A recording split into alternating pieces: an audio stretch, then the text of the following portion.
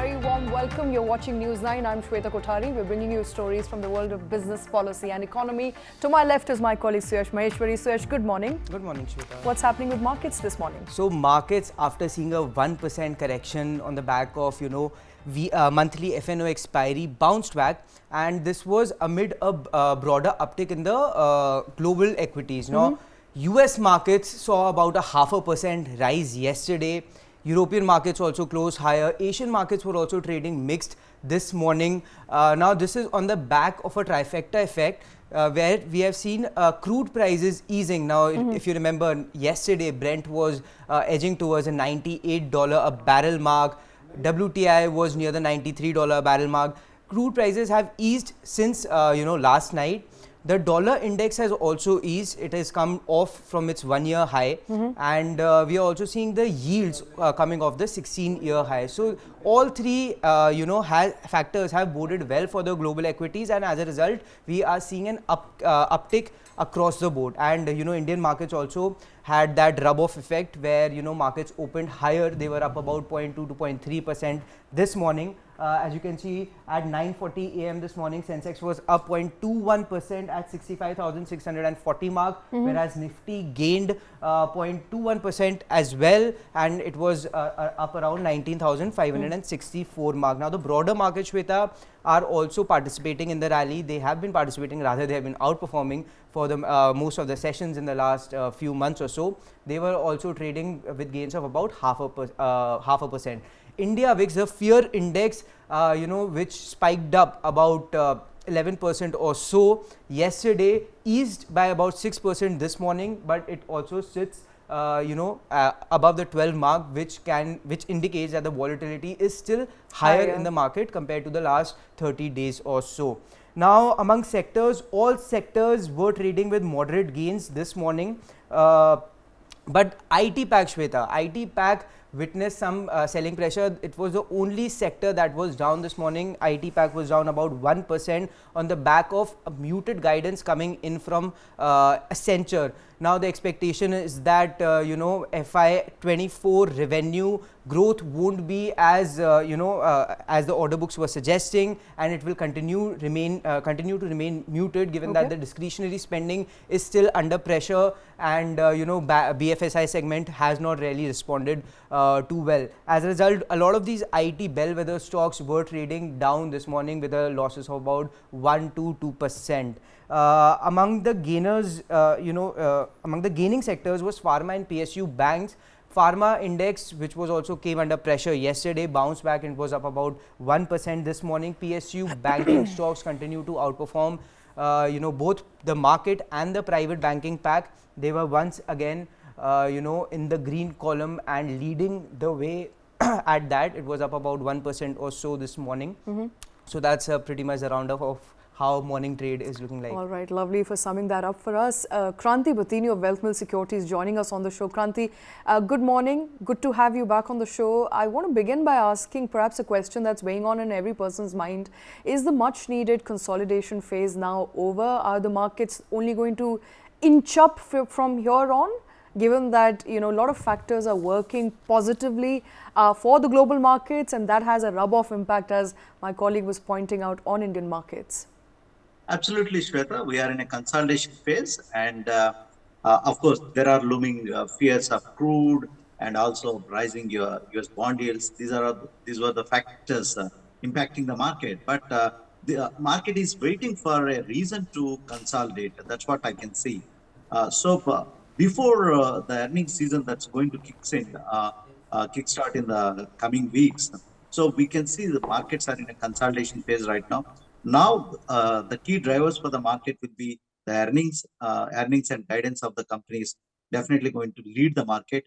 We can see the consolidation phase might take another couple of weeks. That's what I can see as we are getting into a new month right now. So the consolidation phase, we can say it might take a couple of weeks time. But Shweta, one thing, last 4-5 quarters, if you see the market tendency, whenever markets get into a consolidation phase or a correction phase, the investors who have the strength and braveness to invest in Indian markets, they are completely rewarded in Indian markets. So I believe the same kind of trend is going to continue. The macro setup is strong at this point of time. We are in a strong bull market, but in these bull markets, we do have these kind of small blips and consolidations. So nothing to carried away. There are some global factors, lingering global factors are impacting the market here and there, but Indian market still offers a very good growth prospects for the investors who are looking to invest for a medium to long term. Now, to Kranti's point, Shweta, the recent correction, we have seen that the markets have fallen about 700 points or so in the span of 6-7 days. But if you look at the month-to-date returns, the markets, if we can recall, go back to the first or couple weeks where the market scaled, 20 record levels of 20,200 or so. The markets had run up about 950 to 1,000 points, and now it has corrected about 700 points. So on a month-to-date basis, we are still up about 250 basis points. So as Kranti was saying, the overall trend does look bullish. However, there are some global headwinds. And talking about global headwinds, Kranti, everything seems to be rather, tilted towards the global side. We have been talking about crude prices hovering near the $95, $96 a mark for quite a while now. The bond yields have been elevated for the last month or so. The dollar index has been also a pain point. I mean, at this point, investors or traders would expect that all these factors have been priced in, wouldn't you say? Suyash, the beauty of this market is what is certain in the market is every day when we wake up and look at the picture of the market, there is something to worry about in the market every day. So there it might be the domestic or it can be the global factors that keep on causing a concern or worry to the investors. If you see on a day-to-day basis, uh, to bring to your point in the perspective, the Indian markets have been outperforming in the emerging market space. And also, if you observe the trend of the market, the S&P 500 is 3 months low, whereas Indian market is on a sustainable basis, we are up. So, some kind of much needed consolidation that's taken place in the market right now, which is healthy for the market setup. Otherwise, Any it's not a random walk theory. It can be called as a vertical move in the market. Sure, Kranti. Any domestic cues that are worrying you at this point in time? We need to see because crude has just started inching. So how the inflation is going to be, and monsoon has been uneven. Some parts of the pockets it is excess monsoon. Somewhere, some kind of areas there is a deficit. So the food prices have been cooling off right now at this point of time. But we need to wait and watch a couple of weeks to get the complete clarity about the inflation picture is concerned. So this is one of the worrying factor at this point of time. So if the inflation cools, we can expect much anticipated rate cut, which is right now it's not possible in the near future. So if the inflation cools, it can give at least 1 quarter advance of rate cut. We can see where RBI can be comfortable with respect to the liquidity and inflation position in India is concerned. That's where I'm looking forward at this point of time, Suyash. Okay, so if inflation continues to cool off, when are we looking at a rate cut? Probably, market was anticipating a rate cut earlier in the month of December or Jan, but given the condition of recent hike in the inflation, we don't expect in this financial year a rate cut. Probably a rate path can be continued, but we need to look forward for the financial year FY24.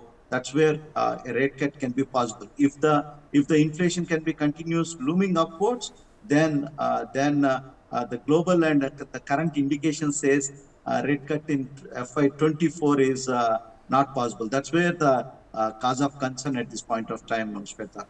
All right. Also, Kranti, let's talk about the broader markets now. I mean, both mid cap and the small cap indices have continuously outperformed the market, at least in this financial year. But now we are seeing some sort of divergence also playing out between the mid caps and the small caps. Now, mid caps returns have moderated, rather they have been in line with the large caps, but small cap indices have like small cap stocks have continuously outperformed the market in the last couple of weeks. And even if we look at the index as a whole, the number of stocks that were participating, I'm talking about mid cap, have reduced significantly in the span of 1 month or so. Are you also looking at this divergence? Is it something that is playing out, and can perhaps time to look for some value in small caps? I know it's hard to find, but maybe mid cap rally has consolidated. Suresh, you rightly pointed out the reason for this is it's quite natural in the bull market rallies. Those who understand the trends and observe the trends of the bull market, normally when the market setup is quite strong and the sentiment and the liquidity is quite strong in the market, what happens is the money tend to chase after chasing the large cap. Then the money flows get obviously get into mid and small cap space. So right now, it's after the rally. Right now, what we are witnessing is it is more about a stock specific action that's taking place in both and mid and small cap space. Uh, so the market tend to the liquidity tend to getting into the names where there is some kind of value. But here, when you say value, there is a misconception. Okay, people tend to get into penny stocks. People get and there is a factor have been playing that is called two-digit factor in the market. So the normally retail investor tend to see where whatever be the stock that is on two-digit or single-digit, they tend to see value. It's not the price they should see, but valuing, looking the value in a valuation perspective is certainly important for the investors. That's where the investors get trapped into these kind of what we can say is value traps rather than value investing. That's where investors need to uh, uh, cautious. But one point I would like to ponder upon everyone is the Indian market strength is quite strong. Normally, what happens is if you observe the trends in 2004 or 2007 or 2011 or 12 or 14 or 17, what was happening was the leverage to market ratio, okay, was that represents the froth in the market.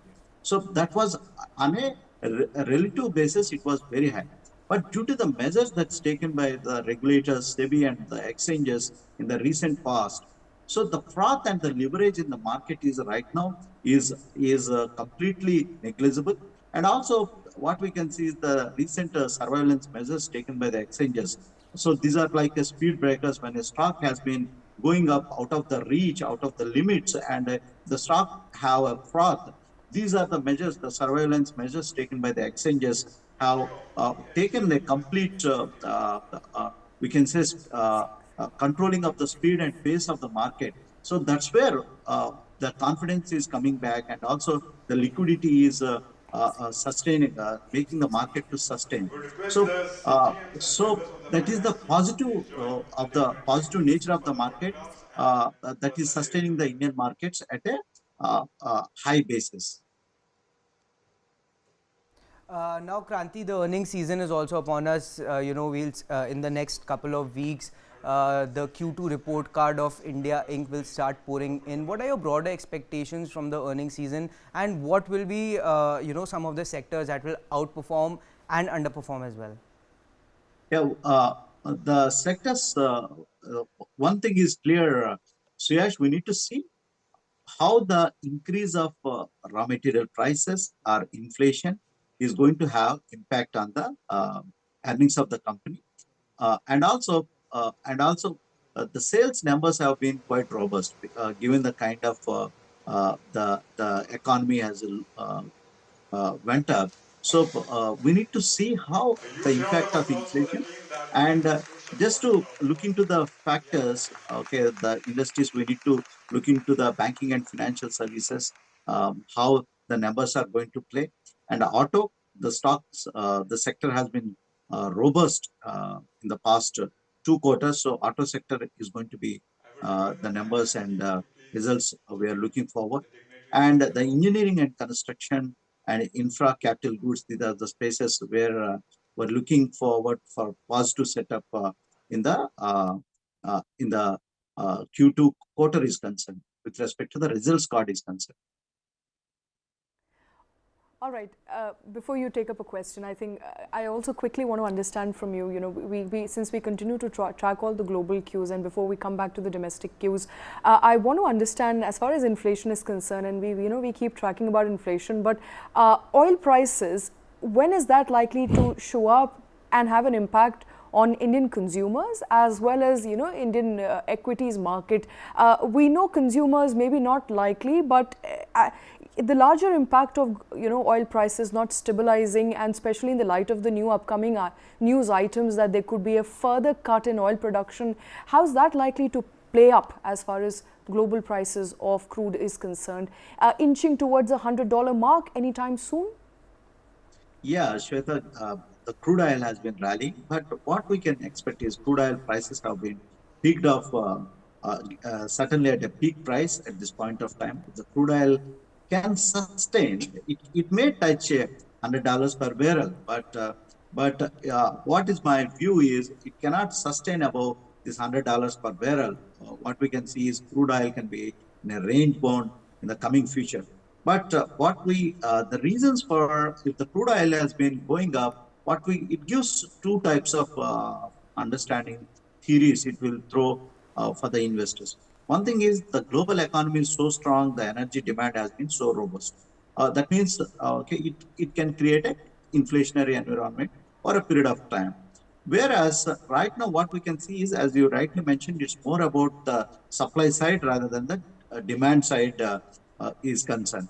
So right now, on a longer term basis, the crude oil prices can be below $100 per barrel. But if the crude oil if it sustains above $100 per barrel, it on a longer term basis, it can create some kind of pressure on economies like India in terms of the inflationary environment. But coming to the global setup also, if the crude oil prices are on a higher note, economy like US also, it will be double whammy for US. So we need to clearly observe how this trend is going to be. But my personal opinion at this point of time is I don't see crude oil prices sustaining about $100 per barrel. I can see the crude oil prices are peaked at this point of time. Probably plus or minus 5%, it can touch $100 in the short term. But on a longer to medium term basis, I don't expect until unless there is a geopolitical environment which is going to create some kind of disruption in supply chain management. I don't expect a sustained high crude oil prices in a medium to longer term basis. All right. Now, Kranti, before we move on to stocks, I also want to quickly get your view on the IT pack. Now, the IT pack is the only sector that is trading with losses. In fact, it was the Nifty IT pack was down about 1% this morning, whereas all other sectoral indices were trading with moderate gains. Now, I think one of the reasons why the IT pack came under pressure was on the back of Accenture's muted guidance. Now, do you expect, given that Accenture is not really bullish about the revenue guidance, in the upcoming quarters, do you expect the Indian IT companies to sing the same tune once the Q2 season rolls around? Suresh, the point you mentioned is absolutely right. But here there is a catch and divergence is right there. What we have witnessed in the previous quarter was there is some kind of delivery based buying, what we witnessed in Indian IT names like Infosys, TCS, and other companies.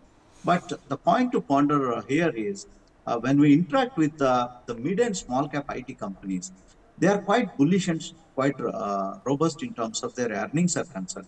Of course, the large cap companies, the big four or five IT companies, they have been expressing their concerns with respect to the global growth prospects and US economy. There are some kind of concerns, and gaining the $1 billion orders, there was some concern. Whereas with respect to the mid and small cap companies, where they operate in a single domain and concentrated in certain geographies, they are quite bullish with respect to their earning prospects. And in fact, what they're witnessing in these kind of uncertain days also, some kind of margin expansion, and also winning the orders, increasing the order books. So there is a certain element of divergence between the mid and large cap IT space. But on a longer term basis, probably it can create the essential guidance and all. It can create some kind of uh, knee-jerk reactions in the market with respect to IT is concerned. But if I have to think about investing in IT in a perspective of 5 to 10 years perspective, definitely, if there is any drift, if there is any correction in the valuations, for a longer term perspective, definitely IT offers a good value buy for the investors only for a pure longer term perspective. All right, and we'll get more clarity as the earnings seasons begin. But let's move on to some of the stocks that we're tracking, Suyash. Yes, Shweta. So MCX, the news regarding MCX just came out and the stock is down about 8%. Now, the reason why the stock is down 8% is that SEBI has asked the MCX to put its planned launch of its new platform, which was scheduled to roll out on October 3, on hold for now. As a result, the stock corrected about 8% or so. Now the planned launch, the shift to the new commodity platform was expected to significantly reduce the cost for MCX, as its previous service provider, which was 63 Moons, the contract, over the extension of the contract over the last year has cost the company about 470 crore rupees or so. Okay. And the margins had come under pressure, and there was a variable portion also which was giving a lot of investors concerns. Now MCX is going to shift to a new provider in TCS, and there is the cost is fixed, so the cost component is expected to significantly come down, and as a result we had seen a significant run up in MCX's stock, and it was up about 20%. However, the decision by SEBI to put the launch on hold. What's the rationale behind the decision? What is the reason given by SEBI? I think the news just came out. SEBI, from what I'm reading, so there's not much clarity. There's not much clarity as of right now. Maybe through the day we'll probably talk about in the afternoon show. But as of now, it seems that MCX's launch and the shift to new platform is on hold. It won't be launched or moved to the new platform on 3rd of October. And I think we are seeing the reaction of the market to the news, and the stock is down about 8% or so. All right, let's get Kranti in. Kranti, any reasons that you can think of for MCX new platform not getting a go ahead from SEBI just as yet? Shweta, the stock has run up in the recent past, recent week. There is a sharp uptick in the stock price is concerned due to the expectation of the new launches and the recent tie-up with TCS as a new service provider for them. So SEBI have some kind of right now they have the stringent measures, so that might created the pressure on the stock. But on a medium to long term perspective, this is the stock to watch going ahead with the recent developments that are taking place in MCX is concerned. All right, and you're also tracking Adani Energy, Adani Power today, Adani Green, I beg your pardon? Yes, so Abu Dhabi's IHC is looking to offload, its stake in two Adani companies, which is Adani Green and Adani Energy Solutions. Now, we don't know what the details of that transaction is going to look like, but at least from what I'm reading, that it has landed a buyer for the stake sale, although it has not revealed at what price it will sell the stake and to whom it will sell the stake. Now, IHC was one of the marquee investors that had been investing in Adani Group of companies back in 2022. They pumped in about $2 billion in 3 Adani Group companies, including Adani Energy and Adani Green. Adani Enterprise was another one. They even were participating in the FPO which Adani Enterprise was going to launch. However, it was scrapped, as we know. So I think it was a major dampener for the stock, and as a result we saw about a 1% or so correction in both the counters today. And it looks like, if you look at the year-to-date returns or the returns that both the stocks have given since the Hindenburg report came out, they are still about 50% or so down from the price levels, back in January. So, and now the recovery has also not been that strong. All right, the recovery is not strong. Kranti, what's the rationale behind IHC diluting its stake in Adani Energy and Adani Green? Yeah. Is it not seeing the It's same value in the two companies as it did back in 2014 and 15? Shweta, one thing here is they could able to see find a buyer to exit. So Okay. it is one man gain is the other man loss. So we don't know the reason for IHC for a because they were quite active with respect to the Adani's rights issue. Also, they were quite active in Adani Enterprises rights issue. They were the one of the key subscribers. So for the issue. We don't know the exact factors. Okay, what led them Okay. to exit from these investments. But one good thing is it's not they are not going to dump the stock in the open market. They could able to do a negotiated deal.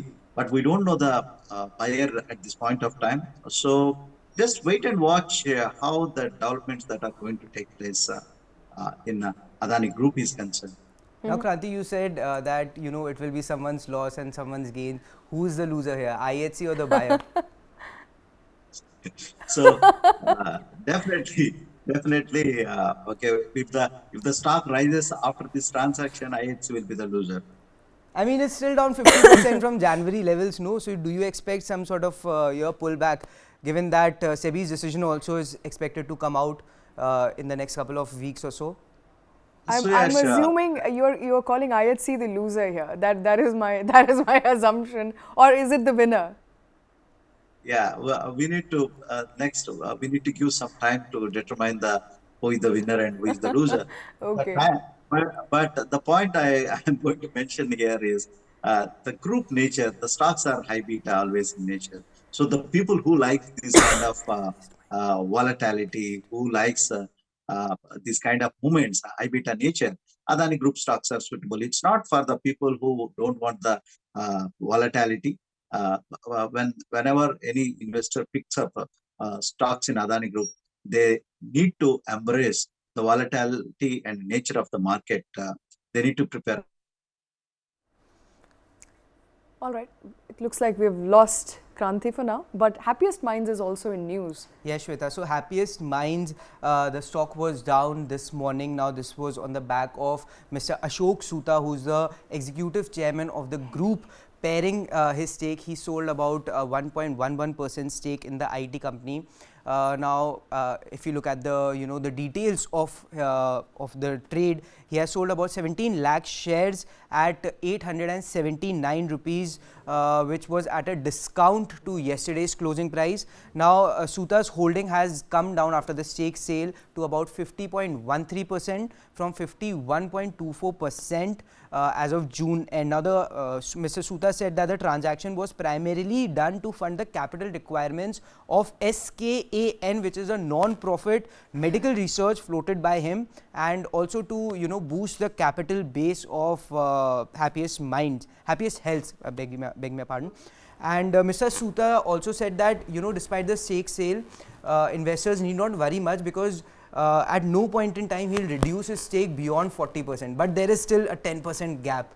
Kranti is back. Good to have Kranti back. Kranti, the stock was all everyone could talk about 2 years back in 21 after the IPO came out. However, the returns have moderated largely. MCX stocks has not done pretty well in the last 6 months or so. What's your take on the stock? Yeah, sure. So you're absolutely correct. After the initial euphoria and exuberance of Happiest Minds is concerned, the stock was an underperformer. Post listing, it rallied for a quarter, and later on, the stock has drifted when compared to its peers. So there are some concerns about the aging of the promoter. So they are going to address they are going to bring the professional management in picture at this point of time. But I can see some kind of value in the stock given the kind of the domain they operate.